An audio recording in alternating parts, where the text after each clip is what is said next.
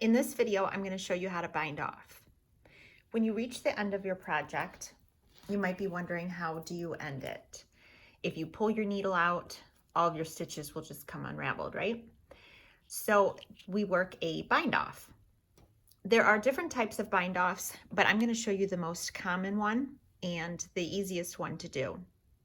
So if you're working a pattern and your pattern just says to bind off, this is the one you'll most commonly use. So we put our right hand needle in just as if we're going to knit, and we knit the first stitch, and then we're going to knit the second stitch. Then we're going to take the first stitch on our needle, on our right hand needle, and we're going to slide it over top of that second stitch and drop it off. Then we're going to come back over to our left hand needle, knit the next one, and we're going to pass the first stitch over again and slide it off. And we're going to continue working this way all the way to the end.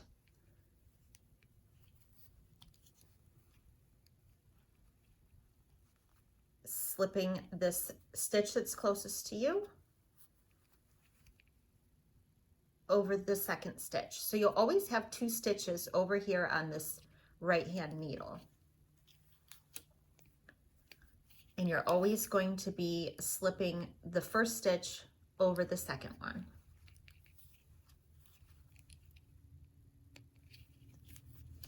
And I'm going to work this all the way across.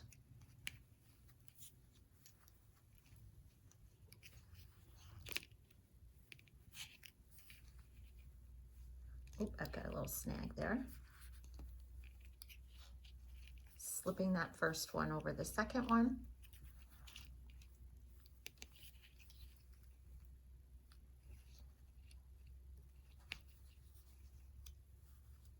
And dropping it off.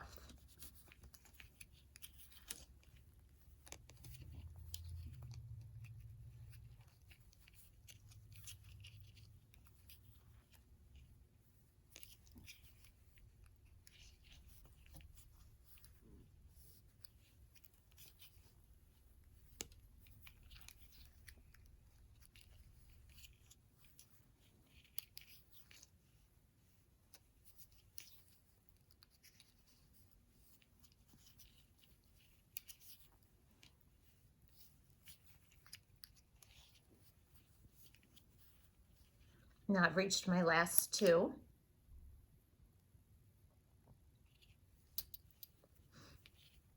I'm going to knit this one, pass this first one over, and now I have one left. I'm going to take my scissors and I'm going to make sure that I leave a long enough tail because I'm going to have to weave it back into my work. So I'm going to trim that off. We're going to pull this last stitch up so that it makes a big enough loop that we can take our tail end of our yarn here and slide it through and pull it tight to secure the end. And you'll see you have a nice secure edge here to finish off your work.